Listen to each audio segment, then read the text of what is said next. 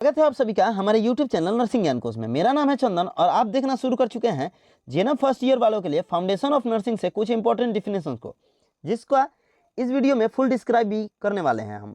आशा करते हैं वीडियो पसंद आएगा। अगर वीडियो पसंद आता है तो हमारे चैनल को जरूर सब्सक्राइब कीजिए, साथ ही वीडियो को लाइक तथा अपने दोस्तों में भी जरूर शेयर कीजिए। चलिए वीडियो को शुरू करते हैं। आज का जो पहला क्वेश्चन है वह है पोस्चर को डिफाइन करना है, ठीक है, यानी आसन को डिफाइन करना है। बैठने, खड़े रहने, चलने या लेटने के समय शरीर के विभिन्न भाग जिस अवस्था में रहते हैं उसी को हम लोग आसन के नाम से जानते हैं। बैठने, खड़े रहने, चलने या लेटने के समय जो शरीर जिस अवस्था में रहता है उसी को हम लोग आसन के नाम से जानते हैं, ठीक है। अचानक से अगर हम चलना शुरू करते हैं, बैठे हुए हैं और चलना शुरू करते हैं, तो जो बैठने वाला अवस्था होता है उसी को हम लोग आसन के नाम से जानते हैं। अगला जो क्वेश्चन है वह है गतिशीलता यानी मोबिलिटी। गतिशीलता एक व्यक्ति द्वारा उसके स्वैच्छिक मोटर यानी वॉलंटियर मोटर और शरीर के सभी क्षेत्रों के संवेदी नियंत्रण, जिसे सेंसरी कंट्रोल बोलते हैं, उसी के कारण स्थानांतरण करने की क्षमता होती है। गतिशीलता जो होती है वो किसी व्यक्ति द्वारा उसके स्वैच्छिक मोटर यानी वॉलंटरी मोटर जो होते हैं और शरीर के सभी क्षेत्रों के संवेदी नियंत्रण यानी सेंसरी कंट्रोल के कारण स्थानांतरित करने की क्षमता को ही बोलते हैं। अगला जो क्वेश्चन है वह है गतिहीनता, ठीक है। गतिहीनता यानी इमोबिलिटी। जब व्यक्ति एक ही स्थिति में सीमित रहता है और स्थिति को स्थानांतरित करने के लिए स्वतंत्र रूप से असमर्थ होता है तो उसे हम लोग गतिहीनता बोलते हैं, ठीक है। जब शरीर जो होता है वो एक ही स्थिति में हमेशा बने रहता है या फिर अपने स्वैच्छिक तरीके से स्थानांतरित नहीं कर पाता है तो उस स्थिति को हम लोग गतिहीनता के नाम से जानते हैं। अगला क्वेश्चन है काइफोसिस यानी कुबरापन। मेरुदंड का वक्षीय क्षेत्र अत्यधिक हो जाए अर्थात उभार आना शुरू हो जाए तो उसे हम लोग कुबरापन के नाम से जानते हैं। मेरुदंड जो होता है स्पाइनल कॉर्ड, उसका जो वक्षीय क्षेत्र होता है वो अधिक बढ़ने लगे या फिर कोई उभार आना शुरू हो जाए तो उसे हम लोग कुबरापन के नाम से जानते हैं, जो कि पीठ पे होता है। अगला क्वेश्चन है लॉर्डोसिस, ठीक है, यानी अग्रकुब्जता। मेरुदंड के आगे की ओर मुड़ जाना या फिर झुक जाना, उसी को हम लोग अग्रकुब्जता के नाम से जानते हैं।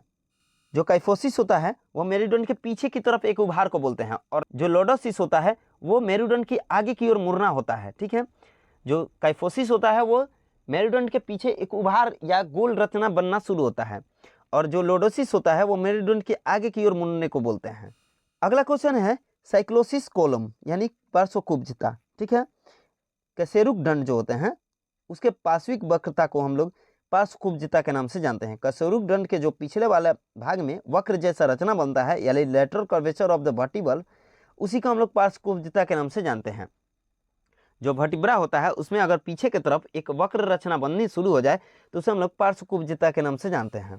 अगला क्वेश्चन है डेफॉर्मिटी यानी हमारे शरीर में अगर किसी भाग में जो पहले जो सामान्य रूप से बने हुए हैं उसमें अगर कोई विकार उत्पन्न हो जाए तो उसे हम लोग डेफॉर्मिटी के नाम से जानते हैं। यानी पूर्व में समान रूप से बने किसी भाग की आकृति में होने वाले परिवर्तन को हम लोग डेफॉर्मिटी के नाम से जानते हैं। अगला क्वेश्चन है पोषण यानी न्यूट्रिशन। पौष्टिक पदार्थों के अंतर्ग्रहण, पाचन, अवशोषण, स्वांगीकरण अथवा उपयोग की क्रियाओं का कुल योग पोषण कहलाता है, ठीक है। जो पौष्टिक पदार्थ होते हैं उसके अंदर लेने से लेकर पाचन, अवशोषण और उसके उत्सर्जन तक या फिर उसको उपयोग में लाने तक की जो भी क्रियाएं होती है उसी को हम लोग पोषण के नाम से जानते हैं। तो क्वेश्चन है वो है आहार यानी डाइट। किसी व्यक्ति द्वारा नियमित रूप से प्रतिदिन ग्रहण किए जाने वाले ठोस एवं द्रव खाद्य पदार्थ को हम लोग आहार बोलते हैं, ठीक है। किसी व्यक्ति द्वारा प्रतिदिन नियमित रूप से जो ठोस या द्रव पदार्थ होते हैं उसको हम लोग खाद्य पदार्थ के रूप में लेते हैं, उसी को हम लोग आहार या डाइट के नाम से जानते हैं। अगला जो क्वेश्चन है वो है पोषक तत्व यानी न्यूट्रिएंट्स, ठीक है।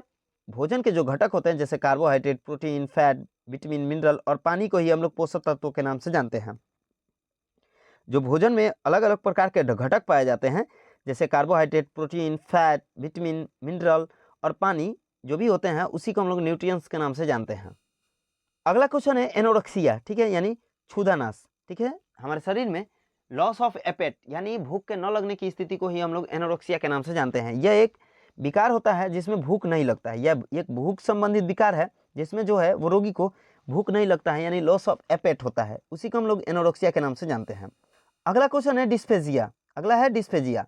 अगर हमारे शरीर में निगलने में कठिनाई हो रही है यानी किसी खाद्य पदार्थ को या फिर पानी को निगलने में कठिनाई हो रही है तो उसे हम लोग डिस्फेजिया यानी निगरण कष्ट के नाम से जानते हैं, ठीक है। अगला क्वेश्चन है डिस्पेसिया यानी जिसे हम लोग बदहजमी बोलते हैं।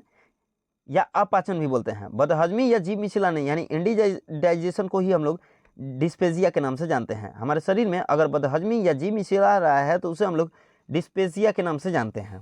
अगला क्वेश्चन है रेगुरजिटेशन, ठीक है, यानी प्रत्याहुन।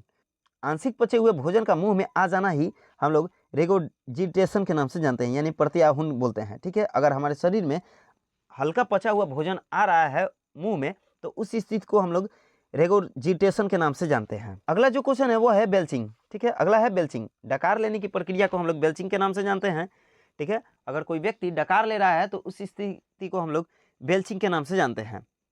आज के लिए बस इतना ही। आशा करते हैं वीडियो पसंद आया होगा। अगर वीडियो पसंद आया है तो हमारे चैनल को जरूर सब्सक्राइब कीजिए, साथ ही वीडियो को लाइक तथा अपने दोस्तों में भी जरूर शेयर कीजिए। अगर आप इस वीडियो से संबंधित पीडीएफ को देखना चाहते हैं तो हमारे डिस्क्रिप्शन बॉक्स में लिंक मौजूद है जिस पे आप टैप करके पीडीएफ को देख सकते हैं। मिलते हैं नेक्स्ट वीडियो में, तब तक के लिए धन्यवाद।